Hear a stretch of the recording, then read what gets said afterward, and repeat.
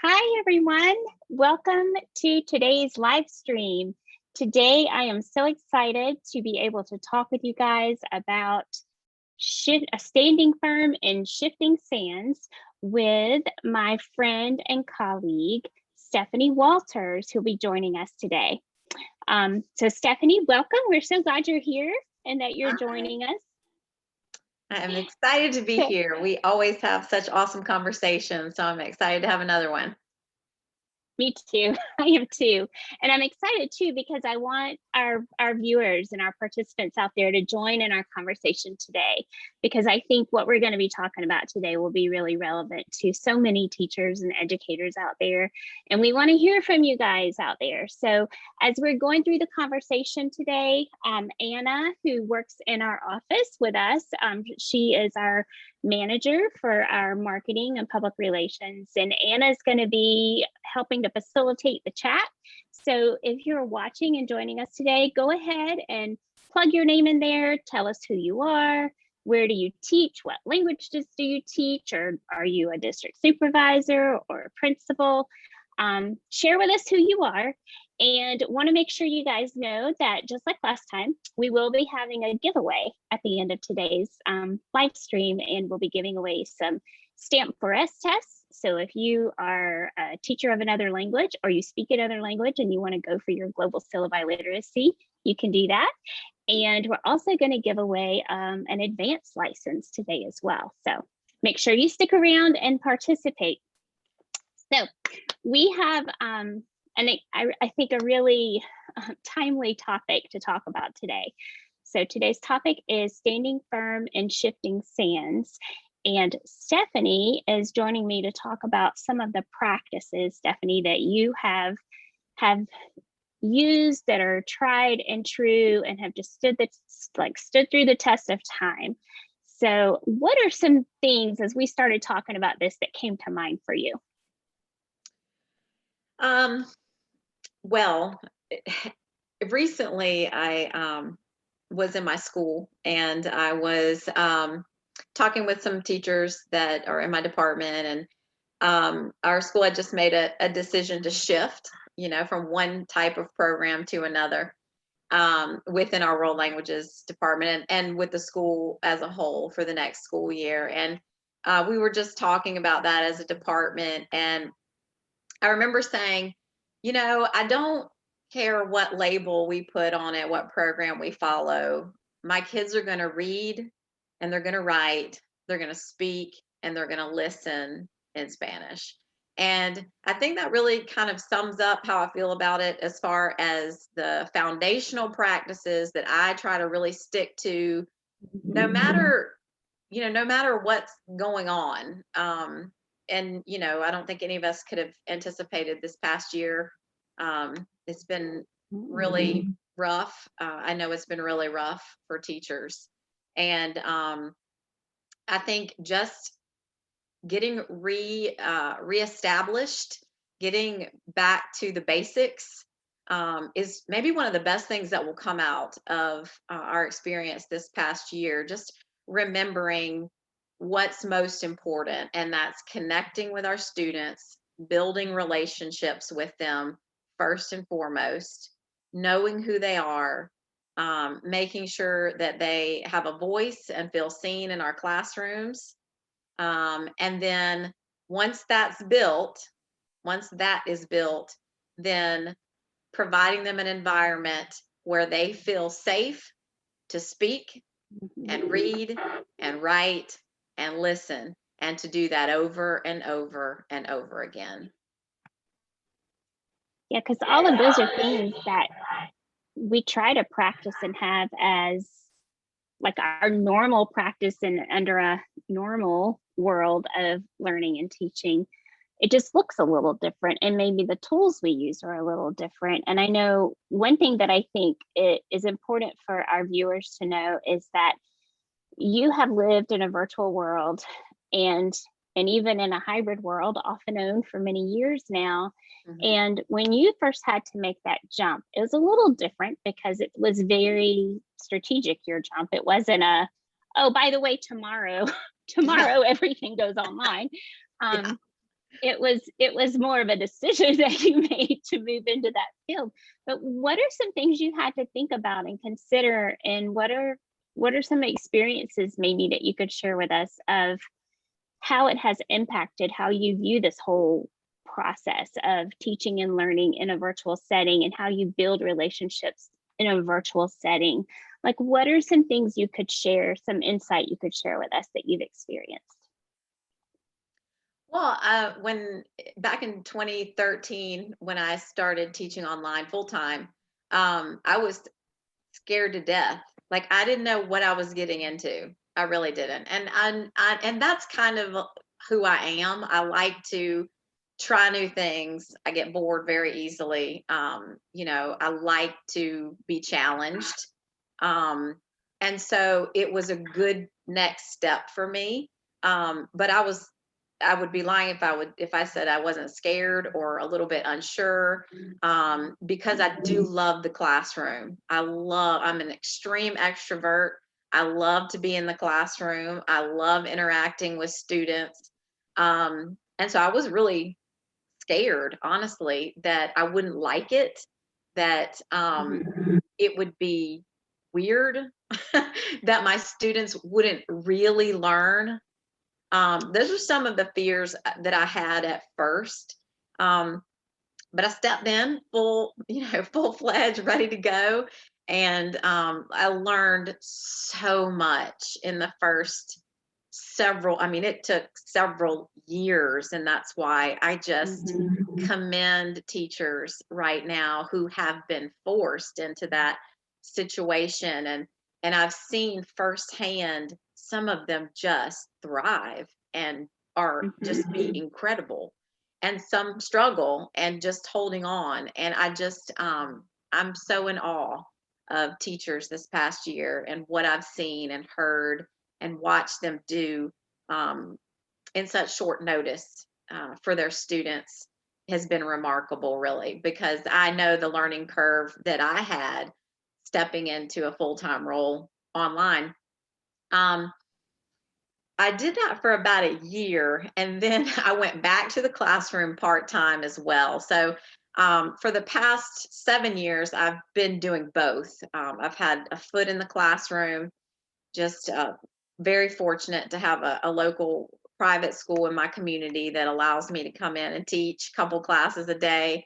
And then I continue teaching full-time online, with a wonderful program in South Carolina, that's open to all of our students here.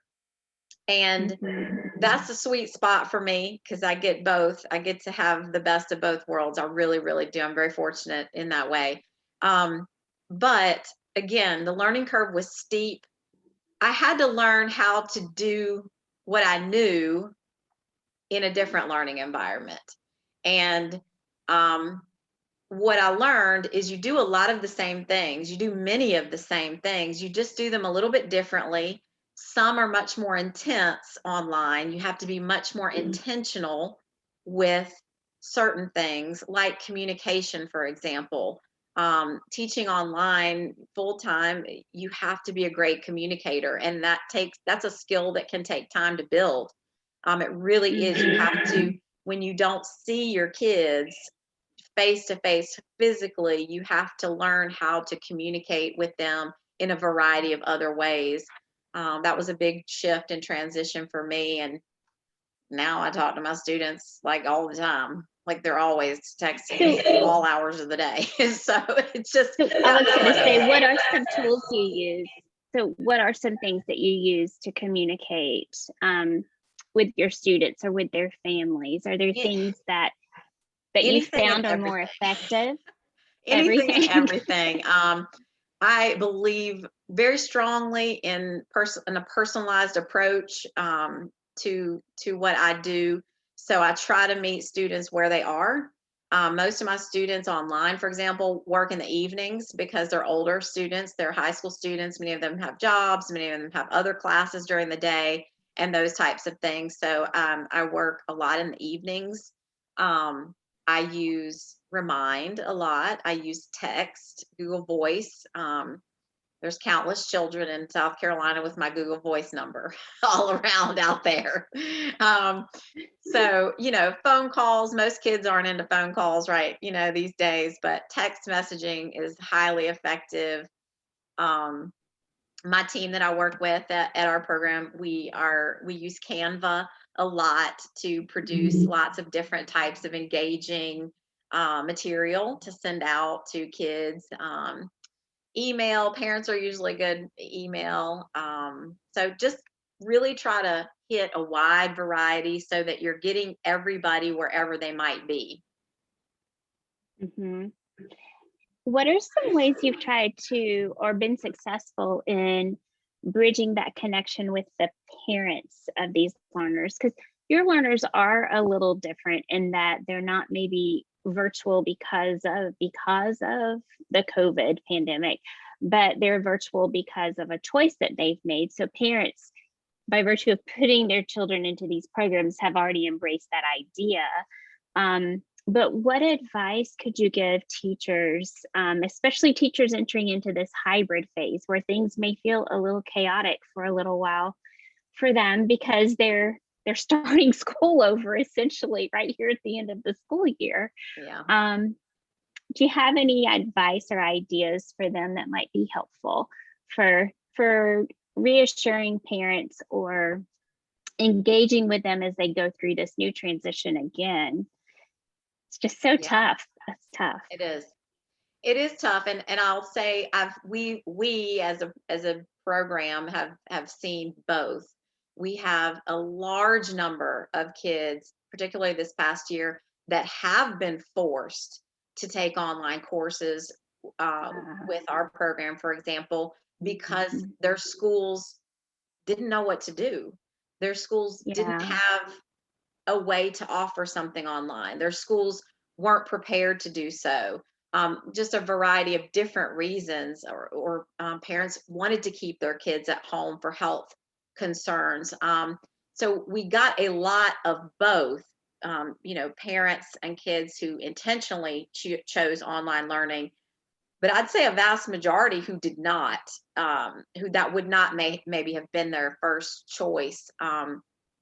Our enrollment numbers were astronomical in the fall, for example, and we had to find a way to accommodate that. And if I had to give tips on engaging parents, on reassuring parents, um, well, I'd say first of all that kids, in my opinion, my experience, are very resilient. They're much easier to work with than adults, in my opinion. They catch on quick. You set a high expectation, you reiterate it over and over again. They catch on, they get it, they go, they roll.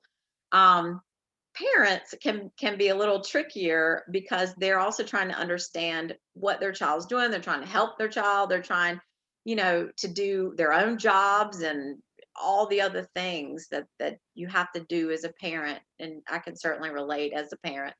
Um, so just frequent communication that is consistent and clear. Frequent Mhm. communication that is consistent and clear. My daughter and son, we made the decision in our house to keep our kids home all year, mainly because I could not handle the stress of back and forth, like not knowing from week to week, what are we doing? Like I can't function like that. And I'm fortunate enough to work at home most of the time. So that was a luxury really for us to be able to make that decision for the whole year. Um, but but my daughter's teacher in particular that she has in her district that teaches her online this year, she's phenomenal. Like she jumped right into it, and her communication with me and us as parents has been clear and consistent, and nothing else. Not fancy, not over the top, not too much, not too little, just what we need to know, and clear and consistent. And I so appreciated that I emailed her principal just to let him know what an amazing job she has done. I'm so impressed to jump in and do that and be such a great communicator to us as parents and to her students, and the online learning environment she's created in such a short period of time, to celebrate that, to celebrate her and what she's been able to do. So that would be my number one tip: clear, consistent. Clear and consistent. Yeah, and that again is not unlike what we want to try to do in a brick and mortar traditional kind of setting with parents too. So that goes back to a core practice around communication, around building relationships. Let's talk about strategy. So I know I have had the benefit and the pleasure of seeing you teach before. I've also seen you take risks and decide to go out there and try something so new and that no one else is doing. How do you plan for doing those core practices, doing those core, using those core strategies, and making that shift to a different environment and taking a risk yourself, but also helping to prepare your kids to take that risk? Like, what have you found to be your experience with making that leap? A lot of teachers have had an experience this last year. For some, it was good. For some, it was not so good. Some are excited to go back. Last month's live stream, we talked, we'll call Falls Graph, about what people would maybe be able to take from this experience back into the classroom with them. How can we leverage the practices to make our own normal, whatever that may be in the future, practices stronger? Share with us a little bit what your experience has been with that and how those core practices really are that firm foundation no matter what. Yeah, and before I answer that question, let me also say about parents, one other piece of advice I would give is don't be afraid to pick up the phone. People are so busy and have a lot going on. A lot of things are juggling, particularly this year, I think, and particularly moms, I think, also who can be the one that's maybe juggling more things as far as the caregiver goes at times. But don't be afraid to pick up the phone, because there's something that happens when you leave the screen and you hear a voice and you see a face. Both of those two things are very, very powerful. So if you're a teacher and you're staying online, you're maybe thinking about pursuing teaching online. I believe that we'll have a number of teachers that would like to shift in that direction. I think will be a takeaway from this a little bit. Don't be afraid to pick up the phone. My team leader that I work under at our program is exceptional at that. She really models that, and that's something I've really learned from her, is to not be afraid to pick up the phone, particularly in a situation that may have escalated. Pick up the phone, because that personal connection, that voice, that face, really makes a difference when you have that human connection, to help de-escalate things, to help, just make a personal connection. You're not just a teacher behind a screen or behind an email. You're a real person, and that just really can make all the difference as far as communication with parents and sometimes older students, I think, as well. But back to your other question. Sorry, that just came to me. I didn't want to let that. No, it's important. It was a good point. So your next question was kind of about taking risks and how foundational practices free you up to take risks. Is that right? Yeah. So that's kind of what I would say. Like how you stay firm with those core practices and take the risk to change that environment, or maybe you're thrown into the risk like a lot of teachers have been. We don't have a choice but to jump into that deep end of the pool. So what experiences have you had that you've learned from, and how do you make that shift? Oh my goodness. I've been so fortunate to work in some of the most amazing places. I mean, I really, really, really have. I've worked in 6 different schools, and all of them I have had incredible administrators, and I've had incredible coworkers. And I think that has been really key for me. I've worked in really safe environments that have allowed me to kind of be me. And that's really fortunate. I feel like, working with you, all that I learned in that experience, working under my administrators there when we first moved to South Carolina in Lexington one, really gave me the foundation that I needed as far as best practices go.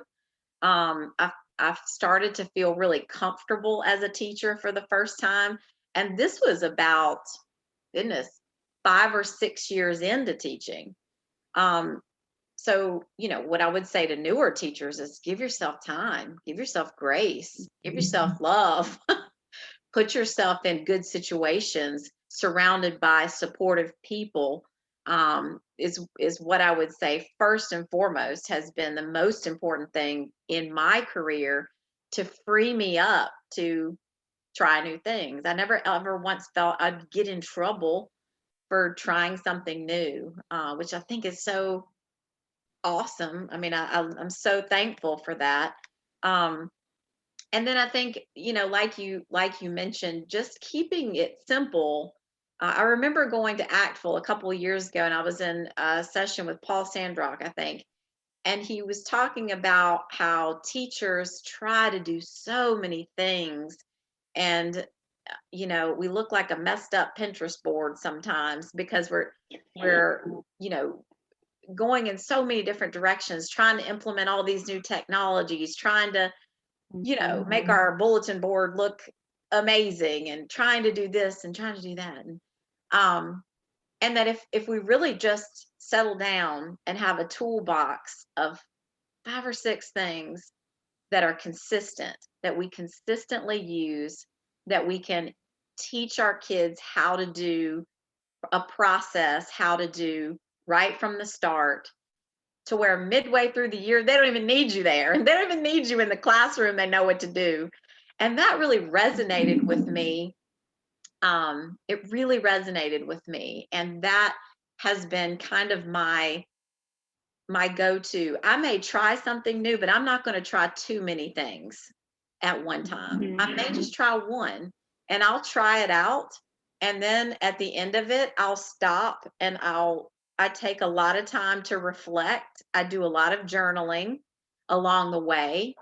And that helps me determine if it's something effective that I need to keep building on, or if it's something it's really not helping my students at all and I need to let go of. So that's kind of my experience and how I approach uh, piloting something new or taking a risk. I keep everything else consistent, really clear, really simple, so that I have the freedom to try something new. I have the comfort level to do that. I hope that answered your question. Just like building incremental steps. So Yeah. having strong practices that you have taught them to engage with till they're confident in that part before you add yet another new step. So it's not all new all at once, which with COVID, that wasn't really an option in a lot of ways. But I think we're to a place now where maybe it would be that there's some comfort or some ability to live with discomfort in different scenarios. Yeah. So I think what you said that really strikes me and kind of hits home for me is the reflection piece. I think is just so powerful and so critical.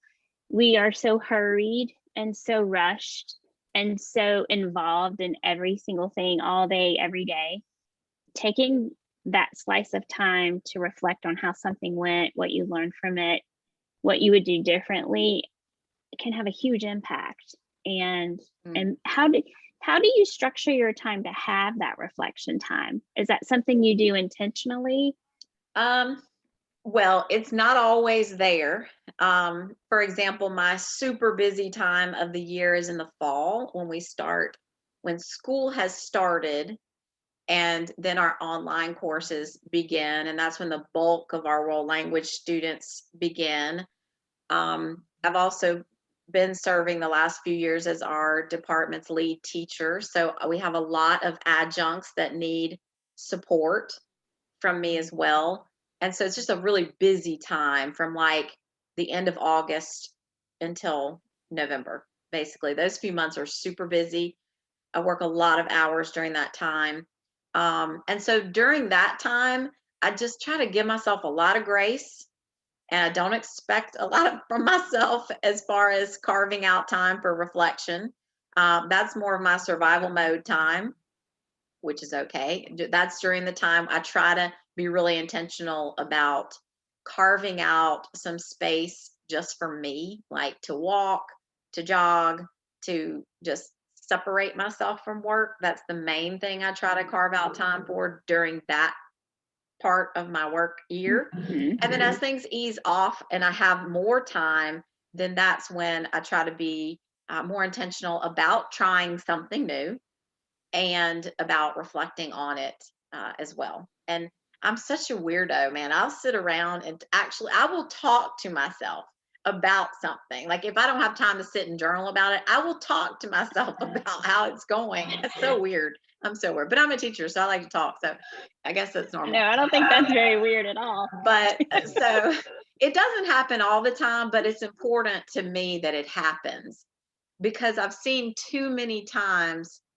in my own life as a teacher and in other people's where we waste time doing things that have zero impact on student learning.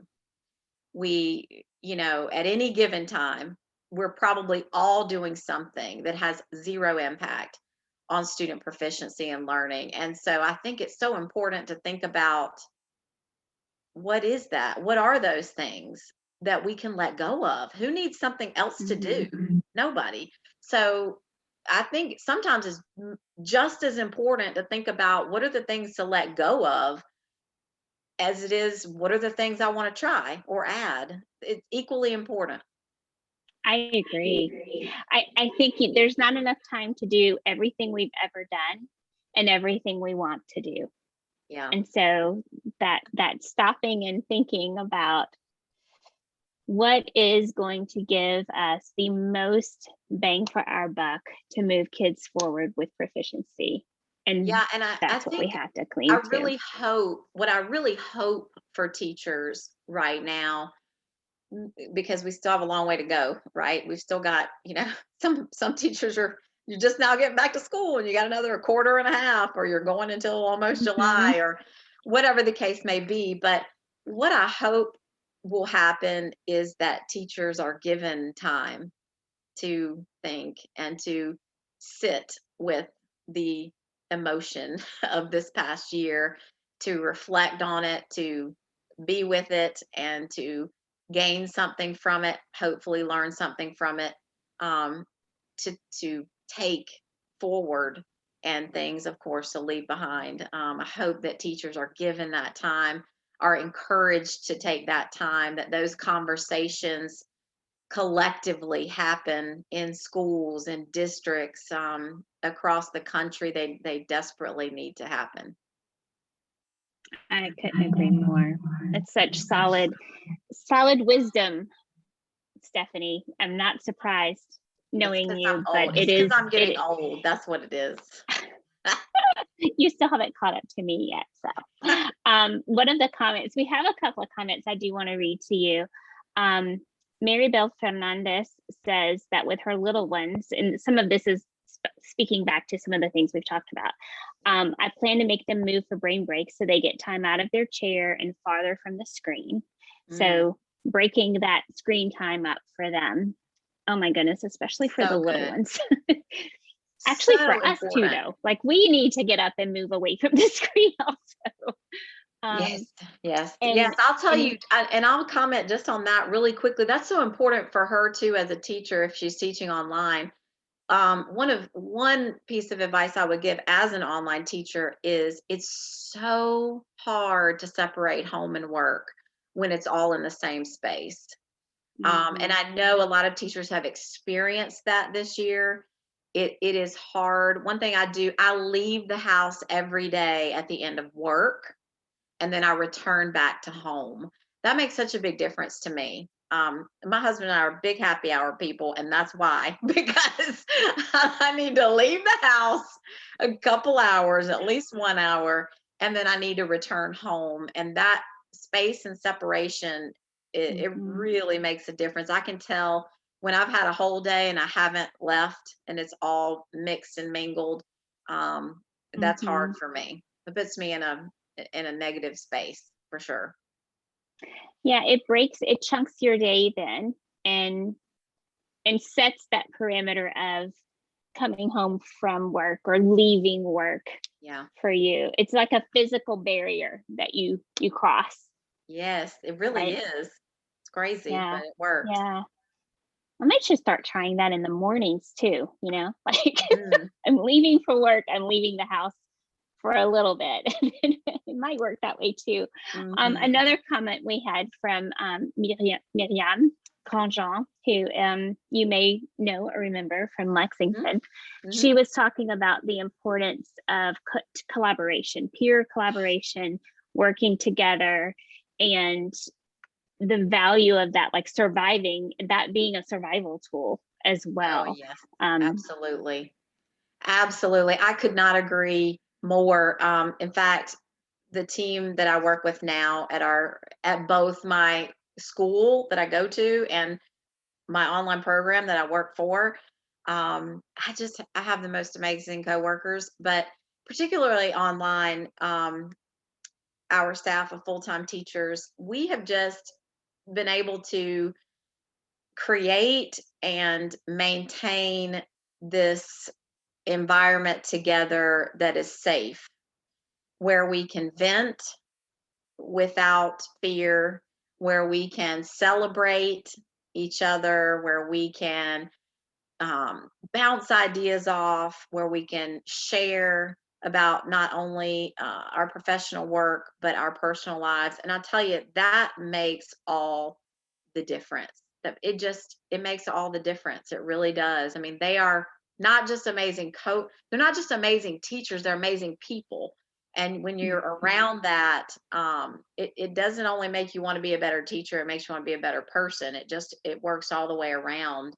Um, so I could not agree more that that is probably one of the best strategies for staying afloat is surrounding yourself with people you truly enjoy collaborating with, and that you respect professionally. And people ask me, who do I follow, or who do I get ideas from? It's them.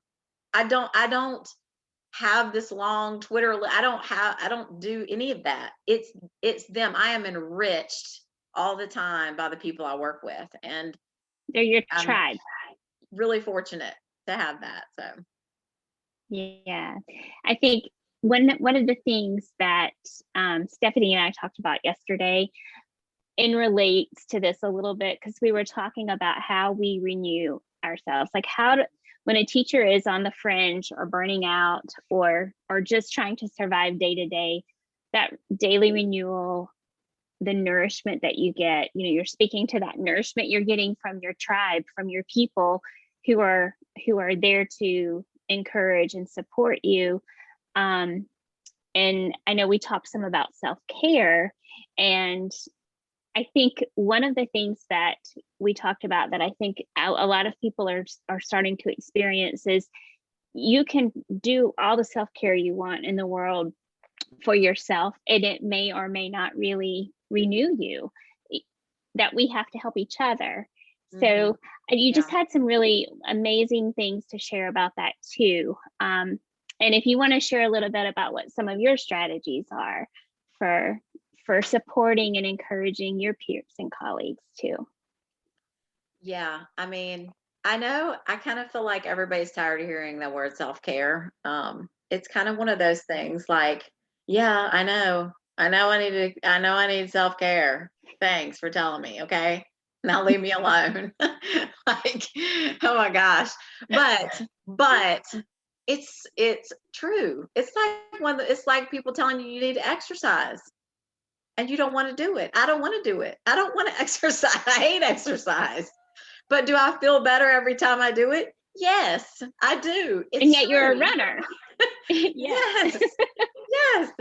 And so, I think my team that I work with, we this past year, we said, does anybody really need another PD session on a tech tool? No, we don't need that right now this year. We're kind of PD'd out, to be honest. We need to just talk. We need to just take care of each other. Let's offer a session, because we frequently present at conferences, regional and otherwise. And so we decided we were going to do this session just called The Power of Self-Care, and approach it from a variety of different aspects. And that we just really wanted to talk to teachers and see, how are you feeling? What are you doing to try to set some boundaries and take care of yourself during all of this? And the response we got was phenomenal. I mean, I feel like teachers felt refreshed at the end of the session that we did, and I actually included a link to that PowerPoint from that session in the on the page. In the toolbox we're going to share. Yeah. Yeah, we are going to share some of Stephanie's tools with you guys. We'll be putting that in the chat in just a little bit, but good. Thank you for sharing that. Yes. I think will be really good. And they're all tools that have been put, they either refresh me, or they've been things that my colleagues and I put together to attempt to refresh others, or that kind of thing. But so we just got a great response from that, just talking to teachers. And you mentioned I like to run. I do like to run. It's the only form of exercise I really like, is to do things outdoors. Like I can't go to a gym. I just can't do that. But I love to be outdoors. I love the sunlight. I love outdoors. One of the reasons I love living at the coast. But I like listening to podcasts when I run. I don't like music. So one of my favorite podcasts is Brene Brown's Dare to Lead.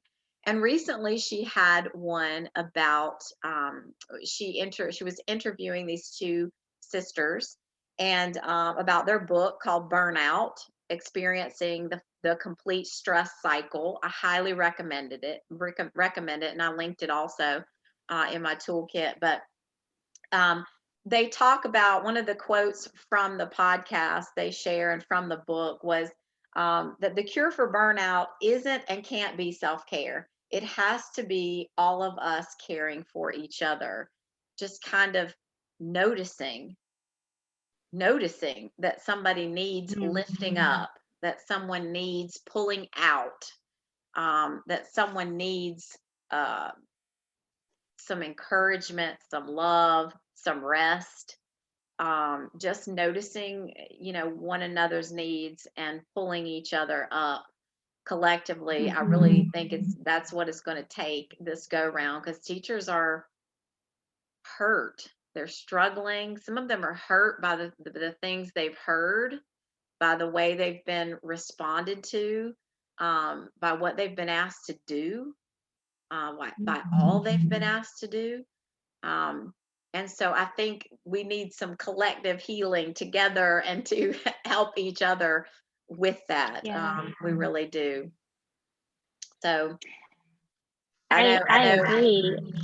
One of the things in the conference presentation that we share when we do that as a team, is this quote, and I also linked this article in the toolbox. But it says, "We live in a world that worships the idea of exhaustion but doesn't support the exhausted." And I think that just resonates with me, that we have to be intentional about taking care of ourselves and about taking care of each other as teachers, because nobody else is going to do it. We have to do that. We have to make the space to do that, to take care of ourselves, to take care of each other. We try to help our students learn to set boundaries, especially in the physical setting, but also, one of the biggest challenges I think we've had is helping them set boundaries in the digital realm, and protect themselves in a digital realm. But we're not really good at doing it for ourselves. We're helping them learn how to do this. But I think the nature of being an educator, or for that matter, just someone who cares about others and puts others before themselves. It could be, you may be a parent, you may be a friend, a colleague. it's very easy to diminish, for those boundaries to get really gray, Yeah. and to give yourself away. At the Yeah. same time, I think that you can give of yourself. And yesterday when we were talking about this, it just reminded me that I think for me anyway, sometimes my own cup gets refilled and replenished when I fill the cup of others. And it's a hard balance sometimes, because if you give yourself away completely, you have nothing left. But if you're helping to have grace with someone else and encourage someone else, it refills your own cup too. Yes. And teachers are good at that. Like, we give supportive, detailed, descriptive feedback to kids every day. Yeah. We can do that for each other too, and support Yeah. each other as well. I think that's so important, especially for teacher leaders. And I know we have some of those with us now or listening, because a lot of times what happens is the teacher leader models exhaustion, and it's sort of held up on a pedestal and exemplified as good. And so when that happens, it's just it starts to happen everywhere. But when we have teacher leaders, department leaders, administrators, school leaders, just teacher mentors who intentionally don't model that, who model setting boundaries, who model taking care of themselves through some of the key things we know are important, like taking time for creative expression, things you love to do, taking time to exercise and just have any kind of movement. Movement is key. Um, you know, getting with people who are your refreshers. I call these people, I can't remember where I got this from. It was from a book, but it was something I was reading one time about the refreshers in your life, having those people you go to as your refreshers. For example, my best friend, I make it a point to have coffee with her once a week or once every 2 weeks. And we sit down for an hour, hour and a half. And she is just one of my refreshers. She's not a teacher. She loves me and loves my family, but she just refreshes me. And just having some people like that, maybe it's somebody you go play tennis with. Maybe it's somebody you just go for a walk with. Maybe it's an extra neighbor. Maybe it's just somebody you call or Zoom, whatever, it doesn't matter. But having those people, those relationships that are refreshing to you, that can give you some perspective when you feel like the world is crashing. And I guess this past year it kind of has, but we need people to talk us off the edge all the time. Crashed and burned, but it's okay. We're survivors, you know? Yes. And I think having those people inside the building, inside the building and inside your other life, I think are so important. I have a coworker. She's the one I go to when I need talking off the edge, and she just does such a great job of being patient with me and rationalizing. Oh, I know. As a district supervisor, and I think Linda Markley and I actually talked about this a few months ago on her podcast. We had talked about having those people that you go to. Like, I can remember when I would reach that point sometimes, and I know I was not always the best example for our teachers. And I would go sit in someone's room, because that moment, that 15 minutes or 45 minutes or hour that I sat in that classroom, I was like, oh, this is why we're here. Like, this is what we're here for. Yeah. This is the fruit of all the labor. Like, these children are really learning, and it is a way to refill your cup by being with the children in a way that's not you being responsible for that moment. You are partaking in a moment to fill your cup. But I agree with you too. I think there's a lot of value too in having an outside source, that you can go to and have those people you can talk to about something other than work.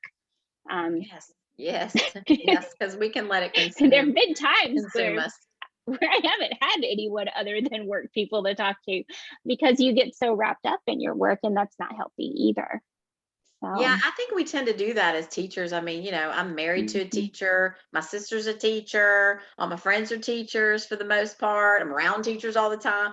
So just as much as we need to lift each other up, we need to, not let each other go down the hole either.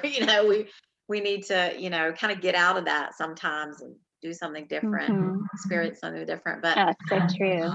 yeah, definitely. I mean, the kids definitely, the students definitely can be my refreshers sometimes because they don't always, they don't take things as quite as seriously as I do.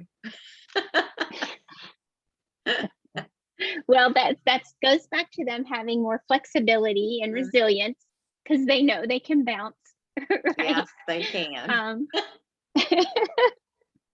and that's not a bad thing. That's not a bad thing. I love your statement about us having grace with ourselves and with each other. And I think with our child's teachers and with our colleagues who are struggling, um, I have seen the world language community really reach out and support each other this last year in a very beautiful way. I think teachers have in general, but I'm obviously more involved with language teachers, either through immersion or world languages. And it has just been inspiring to see how teachers have reached out to support each other and help each other through Hmm. this, worldwide event. And I hope that that can continue. I hope that when we get back into a brick and mortar setting, which if you're a virtual teacher, that might not be that way for you as much. But if teachers, and it may be that virtual continues to be a thread through all of our lives every day for the foreseeable future. But I Hmm. hope teachers don't get back and feel siloed and walled in, and want to just, Yeah. like, how easy is it to invite someone into your classroom through Zoom to participate with you and be a guest and an encourager or another perspective of what's happening in your classroom. There's so many things like that I think that we could build from, Oh, you yes, know. absolutely. One of the things that we've implemented in our online program in the last few years is co-teaching. And in our Spanish department, most all of our teachers co-teach in the online teaching environment. And the shift to that has made a really big difference. Um, because you have a mini team that supports each other. It's just like this mini little team that's working together to serve the needs of the group of students that you have. And it serves both the students and the teachers on that co teaching team in such a beautiful Mhm. way. So, yes, I hope that that does continue, that the sharing, the supporting each other, the working together, the all those good things definitely continue, and that there's more flexibility in the learning environments, in the classrooms, in the mobility of students, in the way they can participate and attend, in all of those things that I think definitely need to continue shifting, and that maybe this will um, push a little bit more. Absolutely. Those of you who are watching, if you were not able to join our insightful learning live stream last month, this was part of the topic we talked about, was rising from the ashes, like the phoenix Mhm. rising. Let that be something better, stronger, more of what we've wanted it to be for so long. Yeah. It's an opportunity. We can't miss it. And I mean, I don't ever want something like this to happen again. So let's not lose this chance to take hold of that as we move forward. Yes. Stephanie, we are down to 10 minutes left. I know Okay. you have a Wakelet that we're going to share with everyone. Do you want to tell us a little bit about what people are going to find in that Wakelet? There's some of your favorite tools. Yeah, and I'm not done. I only had a little bit of time today to go in and add to it, but it's a lot of things that I would say I use to keep myself grounded. Because, like I said, I've worked in a lot of different schools, a lot of different environments. I've taught everything from kindergarten to 12th grade, public, private, charter, inner city, rural, um, online. I mean, if you just name it, right? And so I just know that things are always different and changing and swirling. I mean, this year's been, crazy swirling. But in general, even after this is hopefully over, they're going to keep swirling, right? And so I think it's so important as a teacher to keep yourself grounded, to remember what's important to you, why you do what you do. We've talked about this, Dawn, knowing your why, speaking it frequently, at least reading it to yourself frequently. So these are just things I popped in there that contribute to my why. They contribute to me staying grounded, but yet they also challenge me to be to continue pursuing mastery as a teacher. That learning isn't done. It's never done. We never ever will master teaching because we're dealing with human beings. And I love that. That's what I love about teaching. You cannot get bored, right? You're always, and I like things like that, like running, like cooking, like slow progress over time, I think is what I love about language so much and about teaching so much. So I put things in there that both help me stay grounded and also challenge me to think of what more can I do? What can I continue to learn and add and grow in? There's things related to equity. There are videos of what I think are very powerful videos related to competency-based learning, personalized learning, areas that I continue to try to grow in and that I believe are the areas we're shifting towards and should shift towards: student agency, all of those sorts of things. I've plopped all sorts of different things. Books I like, podcasts, just stuff. So I just put a link in the chat for people. And I want to encourage people who are watching now or who may join and watch this later as a recording to check it out. And if you have questions, you can definitely put those questions in the thread that we have on the Facebook Live. And you can tag Stephanie or me, and we will get back with you if you have questions about anything. I have enjoyed so much this conversation with you. I've enjoyed so much the conversations we've had leading up to today. And I know Miriam just said this whole school year was just the best PD ever. I'm still learning. Oh, it's so true, Miriam. The best PD is like, right, on the job PD, right. Those of you who came into the profession and you weren't trained as teachers, right, like me, and a lot of teachers, right, it's the on the job training that really does somehow make you real strong at the core. It does, yeah. Well, in language classrooms, we're striving so hard to give students a learning experience that is meaningful, that's contextualized, that's authentic, that's relevant. Is there anything that's any more of those things than teaching every day? I mean, we are literally learning through that lens every single day. Yeah. And so we're living and breathing the kind of learning experience that we want our kids to have in the classroom, I think. That's why you don't ever get bored. We might lay off that a little bit now. It might lay off all that a little bit. Give them a break. You're exactly right. Yep. Well, Steffi, we have some giveaways we want to do before we leave today. So this is how we're going to do this.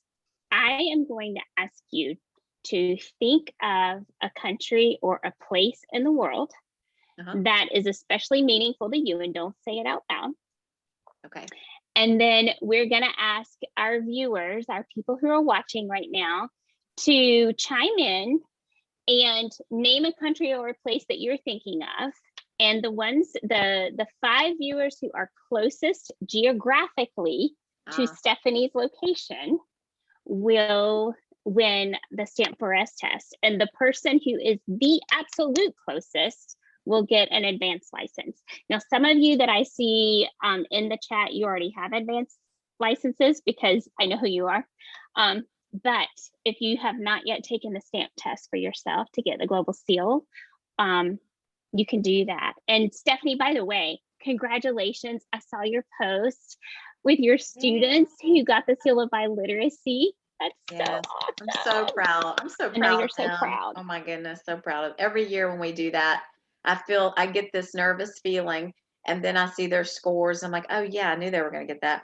And I'm so proud every year. I'm so thankful for that, for that seal, the states that have the seal, and of course the global seal, and the recognition that it gives students for the work that they've put in, for this amazing skill that they now possess. I just love that so much. I love it so much. I love using, I love how Avant really sets it up where the kids can practice on the practice test. And then it's just set up so nicely. If that's the way you're running your class, it's like nothing to them to do it. And so it's been so cool to be a part of that process for the last few years. That's awesome. And I just love that what you said, it's something they get to take with them. Yeah. Like they've earned it and they can take it with them, and it's going to be something they can actually really use in life. So Yes. That's exciting.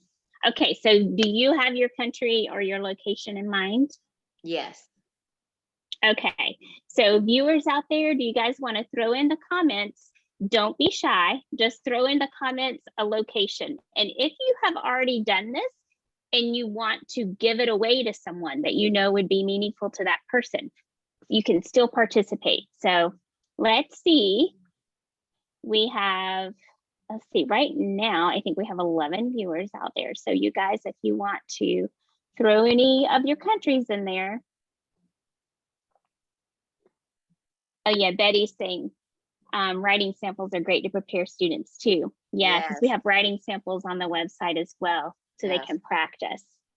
Okay, Maribel says Costa Rica. Miriam says Spain. Sarah says Spain. Everybody's thinking about you picking Spain. Okay. Just one, yeah, you can do just one until we let everyone have a chance to go. We'll see if that's going to be everybody. Okay, maybe it is. So maybe you will all be winners. Let's see, Stephanie, where was your location? My location was Peru, actually.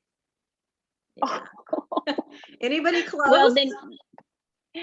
Well, Maribel has Costa Rica. That's the closest one. Okay, that's closest probably. Okay. Of everyone. Yeah, so I have not been to what, Costa guys, Rica yet. Not yet. Let me see, Anna. I don't know if you could throw the link. No, Maribel, you're a winner. Actually, you're all winners. We'll be in touch. No, you should be happy. So Anna, it's not close. It's the closest one that anyone chose.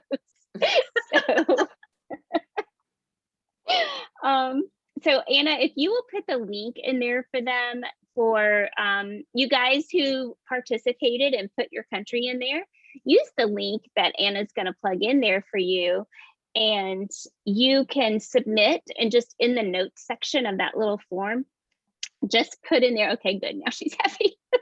Just put in there that you were a winner, and we will reach out to you with what information you need to be able to get in there and take the test. Okay. Steffi, I cannot thank you enough.